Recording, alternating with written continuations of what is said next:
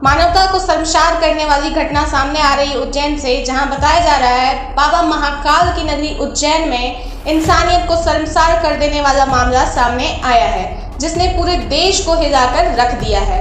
यहां एक 12 साल की नाबालिग लड़की का दुष्कर्म किया जाता है। वह लड़की मदद के लिए दर दर भटकती है, लेकिन कोई उसकी मदद करने के लिए आगे नहीं आता। सीसीटीवी फुटेज से हुआ घटना का खुलासा। लड़की के प्राइवेट पार्ट से खून भी बह रहा था, वह अर्धनग्न अवस्था में थी। घटना का खुलासा सीसीटीवी फुटेज से हुआ है। यह घटना 26 सितंबर से पहले की बताई जा रही है। दांडी आश्रम के समीप मिली पीड़िता। मिली जानकारी के मुताबिक पीड़िता वडनगर रोड पर मुरलीपुरा से आगे दांडी आश्रम के समीप मिली थी। उसके कपड़े खून से सने हुए थे। बच्ची करीब 8 किलोमीटर तक पैदल चली। उसने कई लोगों से मदद की गुहार लगाई, किसी ने उसकी मदद नहीं की। दांडी आश्रम पर रहने वाले राहुल शर्मा ने पीड़िता से बात की और डायल 100 को मामले की जानकारी दी। इसके बाद पुलिस मौके पर पहुंची और बच्ची को जिला अस्पताल में भर्ती कराया। इस बच्ची की मदद के लिए एक पुजारी आगे आया था। पुजारी राहुल शर्मा ने यह भयावह पल को बयां किया है, जिस हालात में बच्ची उसे मिली थी। राहुल ने बताया कि वह किसी काम से आश्रम से निकल रहे थे, तभी उन्होंने बच्ची को देखा। उसके बदन से खून बह रहा था और वह आधे कपड़े में थी। फिर उन्होंने अपने कपड़े उस बच्चे को दिए और उसके बाद पुलिस को सारी जानकारी दी। फिर उसे अस्पताल में भर्ती कराया गया। प्रमुख तौर पे जब एफआरबी को सूचना प्राप्त हुई, तुरंत घटनास्थल पहुंचे थे और घटनास्थल को सुरक्षित किया गया था। एफएसएल और जितनी भी टीम्स है वहाँ पे पहुँची थी। एक बार बच्ची का जब मेडिकल कराया गया तो ये तथ्य सामने आया कि बच्ची के साथ दुष्कर्म हुआ है। बच्ची कुछ बता पाने में सक्षम नहीं थी कि घटनास्थल कहाँ का है, वो खुद कहाँ की रहने वाली है और क्या क्या उसके साथ हुआ है।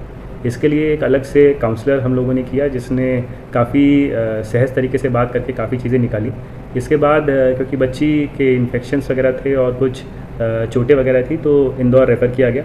इंदौर में स्पेशलाइज्ड जो पैनल ऑफ डॉक्टर्स है उन्होंने ट्रीटमेंट किया, सर्जरी की। सर्जरी सक्सेसफुल रही। सर्जरी के दौरान जो खासकर ब्लड रिक्वायरमेंट्स थी वो वहाँ पे जो पुलिस कर्मचारी थे, वॉलंटियर्स थे, उन्होंने दिया। अभी तक की जो इन्वेस्टिगेशन निकल के आई है प्राइमरीली यही है कि वो सतना में उसकी एक दिन पहले की गुमशुदगी थी।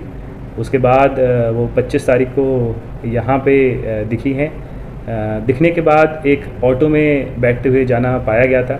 उस ऑटो को जब हम लोगों ने देखा तो उसमें बैक सीट में ब्लड स्टेन्स वगैरह थे। पूछताछ में उसके दौरान ये बताया गया कि वो उसके ऑटो में बैठी थी, उसकी बातचीत वगैरह हुई थी और कुछ समय तक जो विक्टिम है उसके साथ वो घूमा था।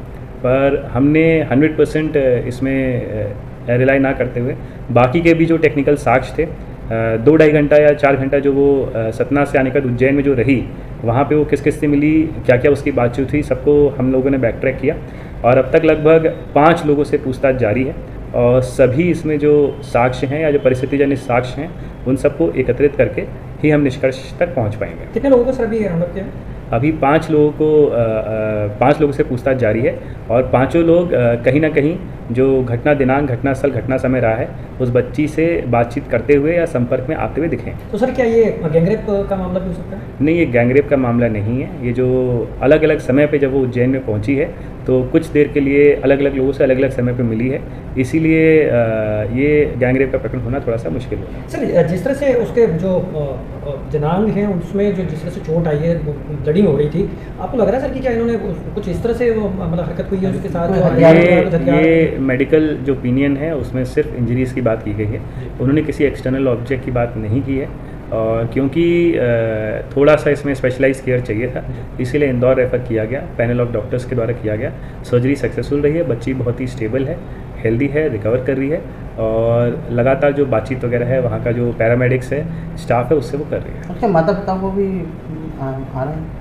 जी, परिवार से संपर्क का समन्वय स्थापित किया गया है और जल्द ही उनकी बातचीत एक दूसरे से कराई जाएगी।